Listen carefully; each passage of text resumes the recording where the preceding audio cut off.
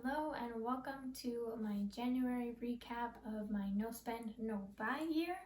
So I'm going to go over today some things that I used up, some things that I purchased, and just give an overall of how things are going. So this month I did use up 3 items. So the first one was Neosporin, so I used up all of this, but I was able to replace it with some that I had on hand. The next thing was dish soap. We used up all of one that we were using, but we had some Dr. Bronner's on hand, so we are using that right now. And the next thing was toothpaste. We ran out of our toothpaste, and I did not have any on hand, so I did end up going out and buying some of that. And for purchases this month, I made 6 purchases. So the first one was a replacement purchase. When we were with family for New Year's, we had accidentally popped a world globe that one of our nieces and nephews had received for Christmas, so we went ahead and replaced that.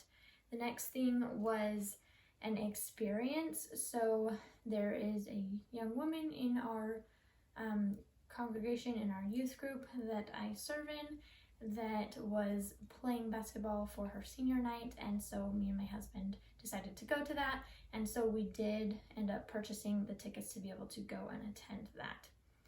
The next was toothpaste.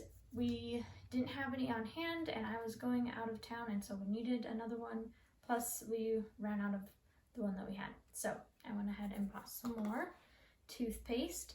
Another thing, I'm counting this as one, is books. So we bought 2 books. My husband really liked this one. It was kind of cute. But we are buying these specifically that go under the fostering, since we are continuing to go through those classes and we're getting further along in that. The next thing I purchased was a Santa Biblia, and this is under personal and professional development because I personally am trying to learn Spanish, and also kind of as a work thing too. And I figured this year I'm studying the Old Testament, so it would be helpful to have a Bible in Spanish. And the next thing that I did buy was a yoga mat, and this one does break my no spend, no buy challenge. I specifically wanted to buy a yoga mat, and it's been on my list for a while.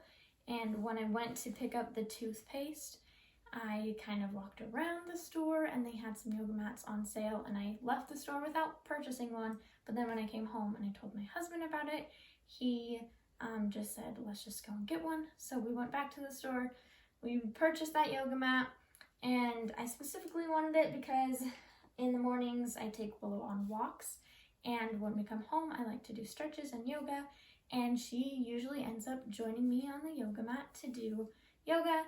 And I figured maybe if she had her own yoga mat, she would lay there and I could do mine, because it makes it kind of difficult to do yoga with her.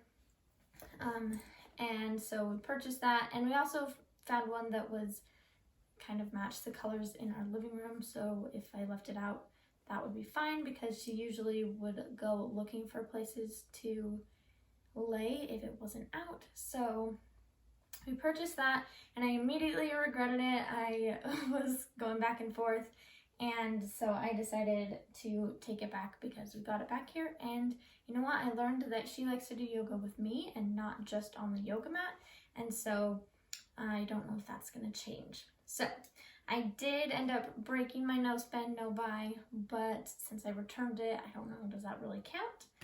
It did teach me things though, that sometimes, things don't work out the way that you thought they would. So anyway, the next thing is a follow-up on how this has been going. I do track all of the things that we purchase and spend on my budget sheet. And so that's one way that I'm tracking it. I'm also tracking it here by sharing this video and following up. But also I wanted to go over where we're at towards our goal. And we have, as of the 31st of January, saved 14.4% of the total that we're trying to save up for a house, a down payment on a house. And so that's really exciting. It's really fun to see us making that progress. And then the other thing was, what am I going to do with my extra time? And this month, well, in January, we have been taking our fostering classes, and so that has taken up 2 nights a week for 3 hours per session. So that has taken up a lot of our extra time. But let me know in the comments if you are also doing a no spend or no buy year and how it is going for you. Have there been successes or things that you have learned from this month? Share those with me.